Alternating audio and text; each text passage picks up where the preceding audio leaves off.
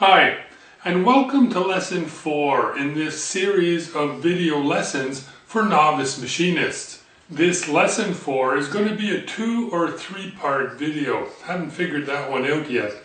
But what I do know is that the part 1 is going to be about basic notions. So today we're going to be looking at line types. All the different lines that make up the alphabet of blueprint reading. We're going to be looking at projections. How do we observe a part and put that down onto paper? From what direction do we look at it? That's projections. And we're going to be looking at how to dispose all of this on a sheet of paper to make it readable. And that means views. And that means how many different views of a part are required to show that part in its entirety. And that's quite important to understand. And we're also going to take a look at the type of drawings. And we're talking here about assembly drawings, detail drawings, or combination style drawings. And we're also going to look at some things that are around the drawing. So written notes, some symbols, and things like headers that contain a lot of information in a non-graphic form. And we're going to finish it all up by looking or learning a structured approach to blueprint reading. How to make it through a blueprint and ensure at the same time that you haven't missed any important information.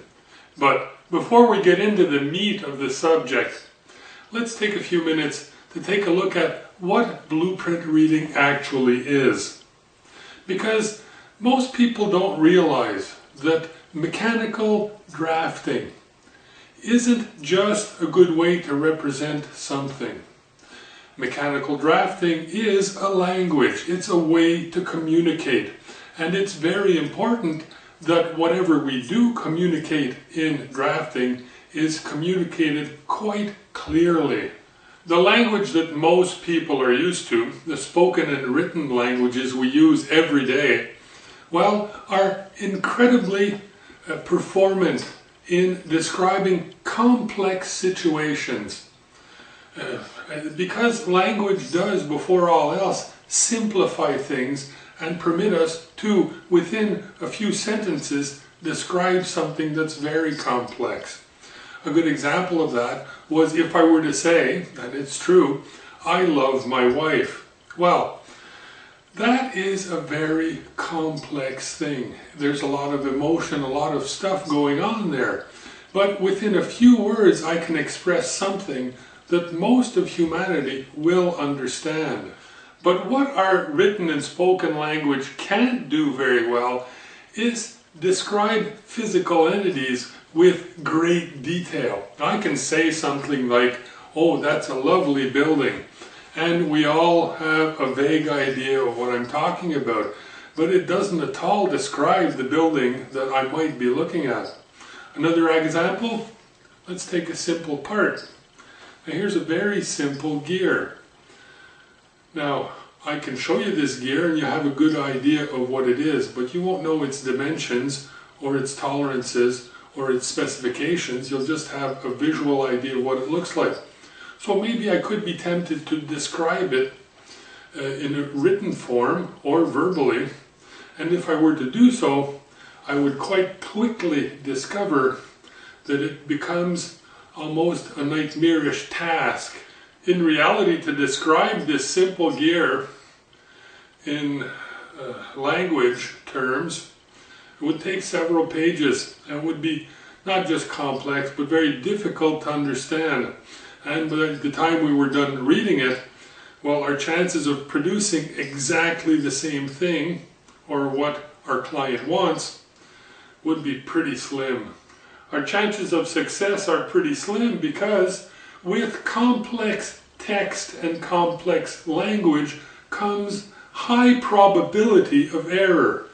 Because not only are the texts complex and hard to understand, they can be interpreted in different fashions. We all know that words mean different things to different people. And from one area to the next, things can get very confused. So what do we need? Well, we need another kind of language. Not a written or spoken language. Actually, we need a graphic language. And that's how it has to be seen. Mechanical drafting is a language. It's not a spoken or written language. It's a drawn language. And just like any other language, well, there's rules and ways of reading them. So it's important to learn how to read a blueprint because it's not a pictorial representation. It is an actual language.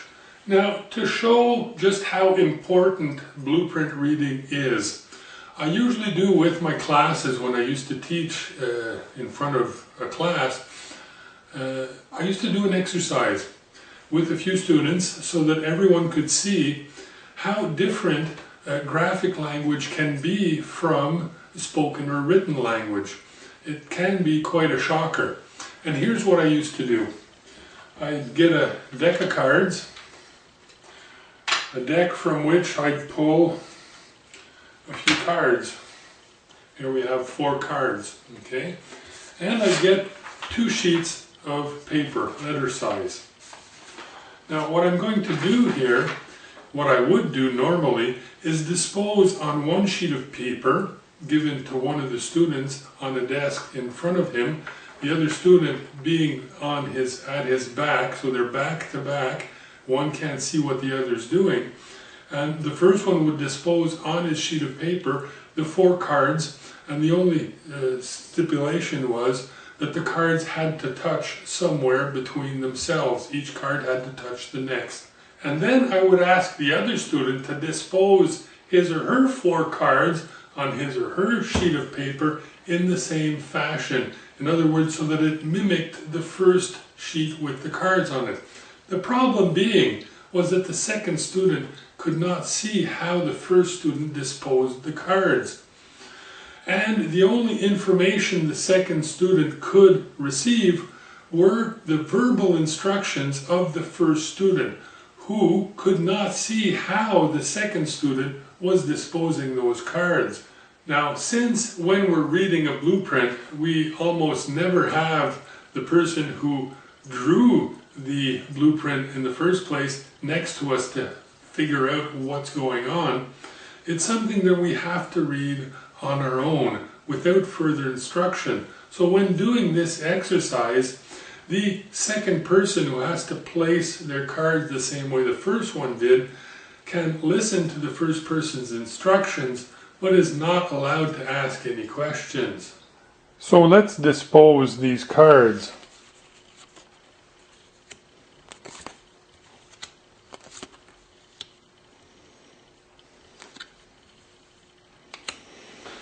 Now, once the cards were positioned, I'd ask the second student to position his or her cards depending on or as per the instructions of the first person in the team. And what do you think happened? Well, it was clear after only a few seconds that this was not going to go well. A confusion reigned, and after the allotted minute that they had to get through the task, well, the results were never good. Actually, I never seen any team complete this exercise properly. Take 2 was to redo the exercise, but this time the second person was allowed to ask questions. It was a little more successful, but not terribly. For take 3, I would permit a third person to come over to the team and sketch how the cards were positioned on the first piece of paper, and to pass that sketch over to the second person. Now, invariably, once that was done, the second person managed to produce the sketch or to reproduce the layout properly. Now, 4 cards positioned on a sheet of paper is not a very complex shape, but it is incredibly complex to describe verbally, especially when there's no feedback allowed. That demonstrates clearly the importance for a new way to communicate if we're going to be describing accurate and complex shapes. And that is what blueprint reading is all about. Blueprints aren't drawings. They are texts. They are something that need to be read. and they must be read properly. So let's take a look at this new language of mechanical blueprint reading. Now, lines are important. They're important in our lives and they're important in our language because lines is one of those words that means many, many things depending on how we use it. Like Johnny Cash, he walked the line. In another song, we're told to not hand me no lines, keep your hands to yourself. There's lines that you toe and lines that you're not supposed to cross. There really is all kinds of lines.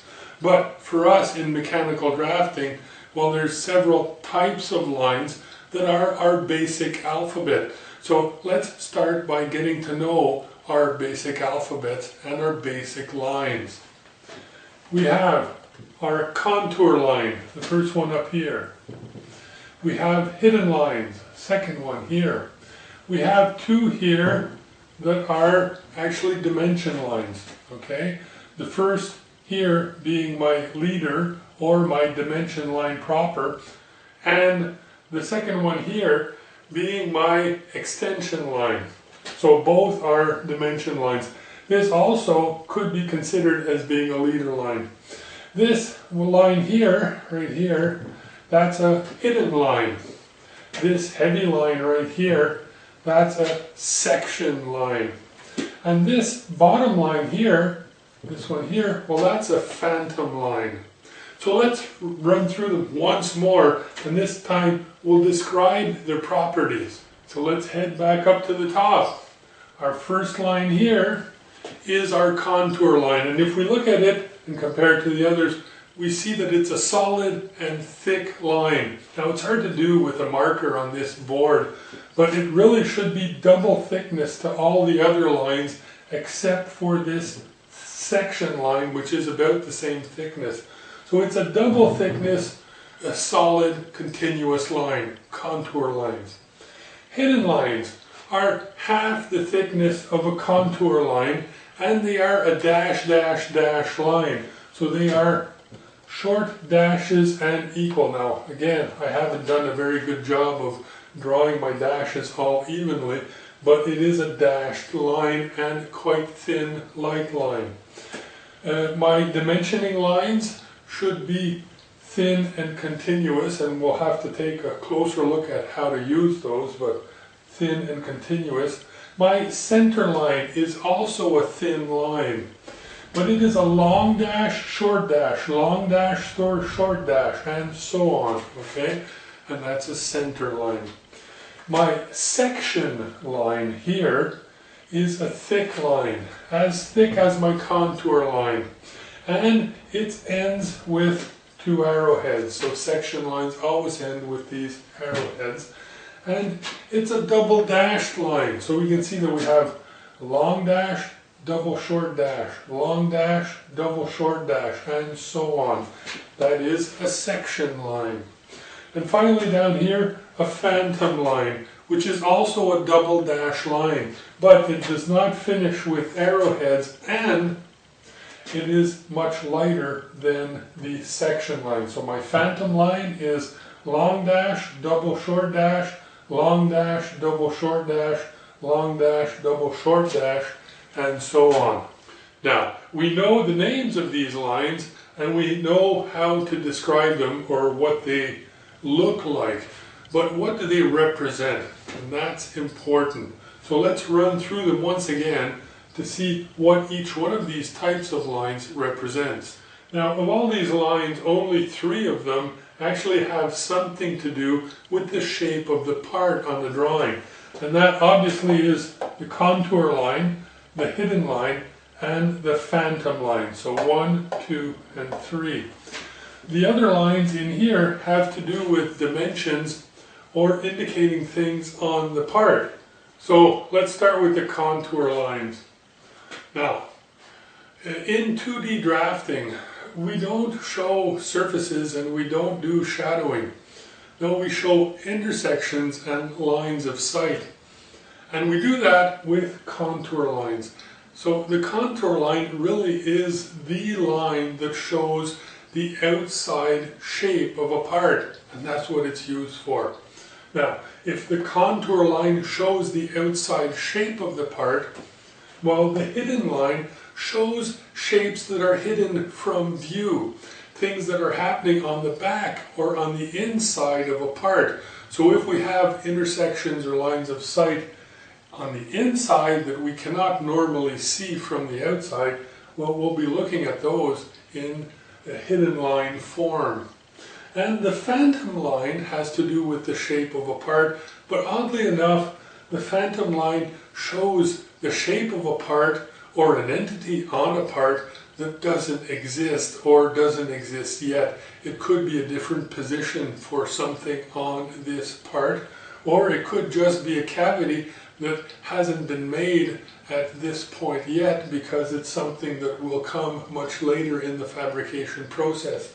So those are our three lines that have to do with the shapes of parts. The next one is the dimension lines, and that doesn't take too much imagination to figure out what they're for. They exist to help us indicate dimensions on the drawing and to know where or what those written dimensions relate to on the part. So they bring our dimension and bring the arrow-headed dimension down to the surface that we want to indicate. And that's my dimension lines. Center lines also doesn't require too much imagination. If I'm showing the center of a part, let's say the center of a cylindrical part, well, I can show that it is central and cylindrical in part with a center line. And these center lines indicate centers of holes, centers of cylindricity. But they can also indicate that something is even on both sides of this line, okay? So equality from one side to the other. And that all has to do with these center lines. And finally, this section line. Sometimes I want to be able to get into a part and see a detail on the inside, and I don't want to show it with hidden lines because it becomes confusing. Sometimes those internal entities are quite important. And when I have to get into a part and show it, well, I can section that part so that I can look into it. And that's what these section lines do. And that's why they have arrowheads, because the section line shows us what we'll be looking at in that projection, and the direction of the arrowhead shows us from which side we should be looking at it. So that's our basic lines. Now, let's go take a look at some drawings and run through these lines once again, but this time finding them and showing them on actual blueprints. Here we have a single part, single view detailed drawing, and it's a drawing of our drill point gauge. If we take a closer look at the gauge itself, we can identify the different line types that make up this drawing. We can see that we have contour lines. We also have dimension lines and leaders. We have extension lines as well. And finally, we have center lines, which on this drawing show the center positions of holes. This drawing, however, doesn't have any hidden lines or section lines. So let's look at another drawing. Here we have a center alignment bar for lathe adjustment. And on this drawing, we do have a section line. In this case, it's section AA. We want to cut the part at AA visually so that we can see the details on the protected center hole. Now, these details are hard to make out on the drawing itself, and that's why it's so nice to have that detailed view, which is at a larger scale than the rest of the drawing. That makes the internal details of this part a lot easier to see. No more pesky hidden lines. It also gives us a lot more room for dimensioning. This drawing also has hidden lines, but they're not the easiest hidden lines to see. So let's take a look at another drawing. Here we have our hammer project detail drawing, and it's cram-packed with all kinds of lines, but we're looking for hidden lines. So here we have a nice, crisp, and clear set of hidden lines to show the hole in the hammer handle. we also have a center line, and in this case it's showing the center or cylindricity of the hammer handle. But as we've said before, center lines can also show symmetry. So here's an example of a center line that isn't on a cylindrical part. It really is just to show that the part is symmetrical about that line. Since we have the drawing here, let's just refresh our memories. Here we have some extension lines, some dimension lines, leader lines, and contour lines. All we need now is an example of some phantom lines, and phantom lines are pretty rare, and there aren't any on this drawing. So let's take a look at another print. Here we have a little injection molding project. Now, these blocks are the blocks that will become the mold, and they're standard for the little injection molder that we had. But the shape of the cavity was to be left to the student's creativity, and the sprue was to be drilled and reamed on assembly. So we showed those lines as phantom lines, since they weren't part of the initial project. So lines are important because, as we've just seen, they're our basic alphabet, and if we can identify them easily and we remember right off the bat what they represent, well, it helps us to decode what the draft person is trying to show us. Now, lines are great, but lines aren't drawings, and drawings aren't just parts. There's disposition, there's views to be made, and there's projections. So let's take a look at all those things. Here we have a single view drawing. It's a single view drawing because there's only one view. And there's only one view because this part is bidimensional. A shape is bidimensional when the third plane never changes, and in this case, the depth of the part always remains constant at 1/8 of an inch. Here we have a two-view drawing. Now we have a front view and a side view. This bottom detail section view is not part of the projection, so it can't be called a view. It's not a view because it's not at the same scale as the rest of the drawing, and it doesn't align with the other views. This part has a relatively simple shape, and two views are all that are required to show it in its entirety. Remember, the detail section view AA exists only to clarify things. Here we have a three-view drawing, and three views are required in this case to show the part in all its details. We see that all three views align one with the other, and that in this case the section view AA is part of the projection, and that means that it's part of the drawing's views. If I look at these views, I can say that this is the front view, and I can say that this is a side view. Right or left? I don't know. And I can also say that this is the bottom view. No, I can't. It could be the top view. Right or left, top or bottom, depends on the angle of projection. And with that word, projections, well, I open Pandora's box. Because, I say views, front view, side view. Is it a right side? Is it a left side? Top view, bottom view, who knows? It all depends on the point of view. And that is what projection is all about. It's a point of view.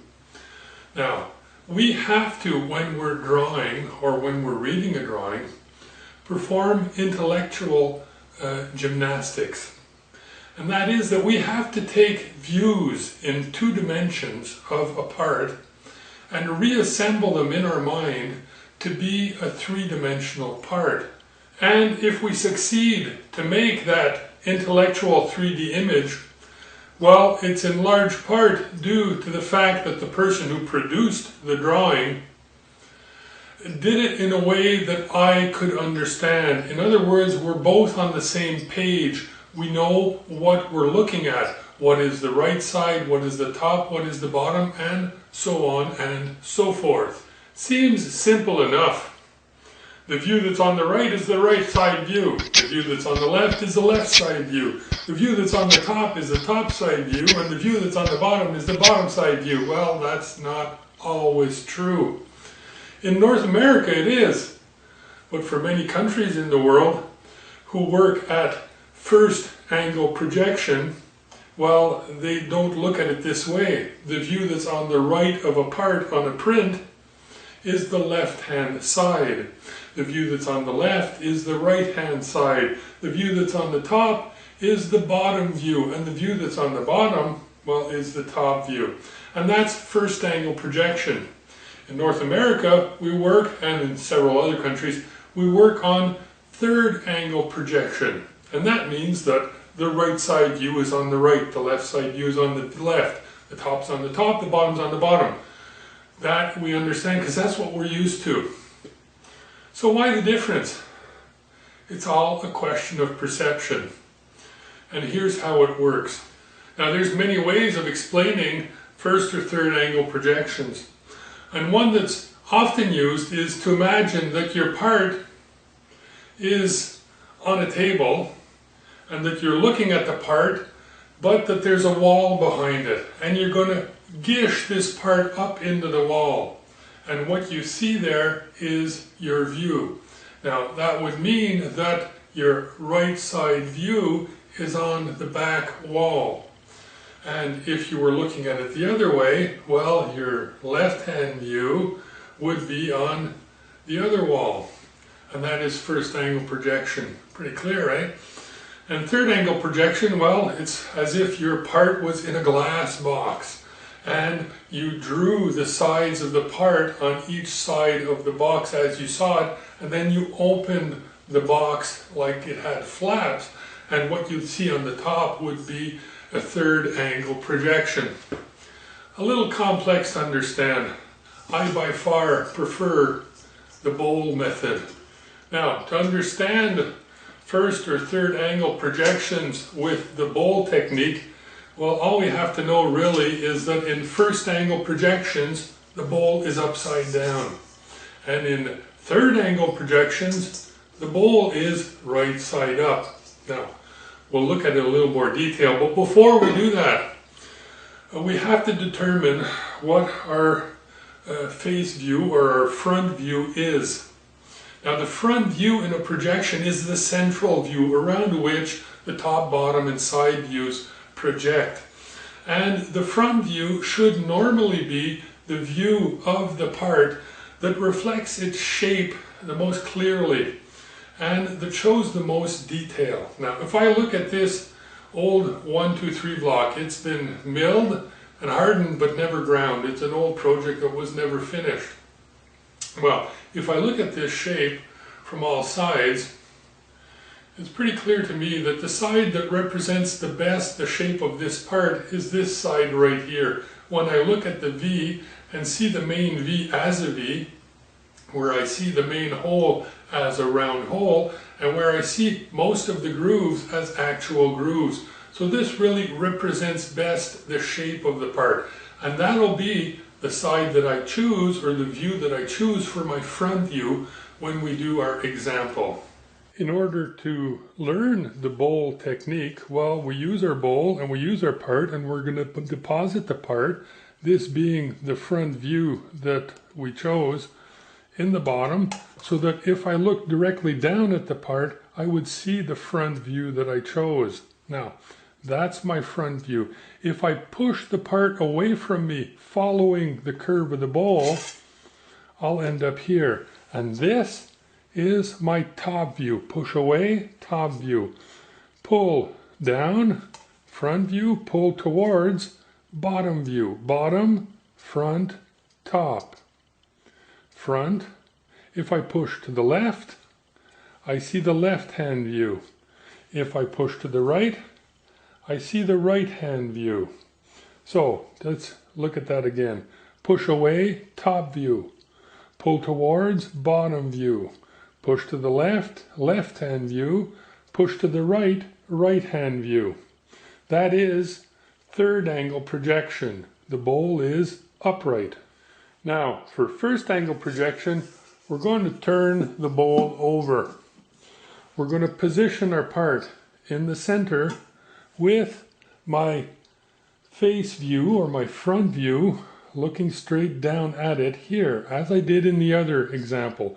But this time we're going to follow the contour in a different way. When I push this part away from me, it falls down to that side, and that is my bottom view because I'm looking at the bottom side.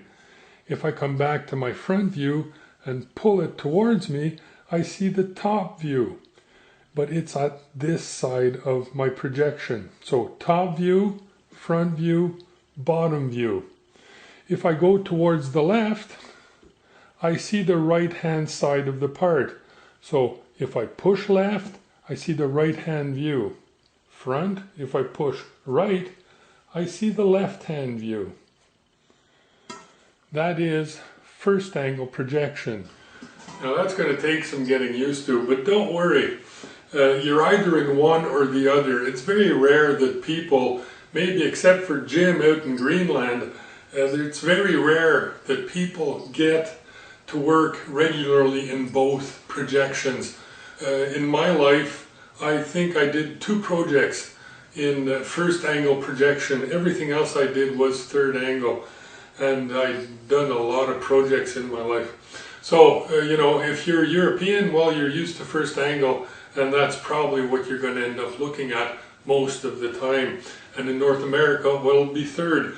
But how do you know? Well, on a lot of drawings, if you're in an area where it's regularly the same projection, like third angle projection or first angle, well, there's often no indication on the drawing. People get lazy and they just don't put it because they always do the same thing.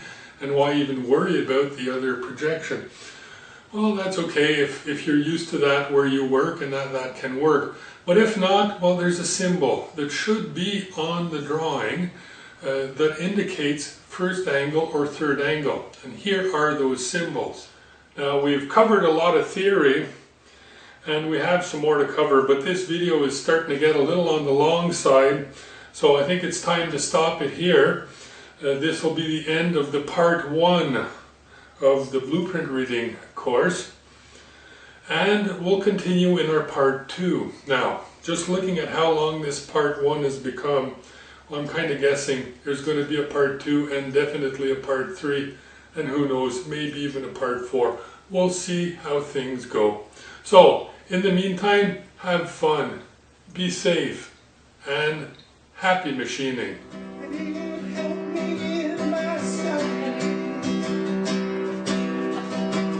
Ok, il a ses...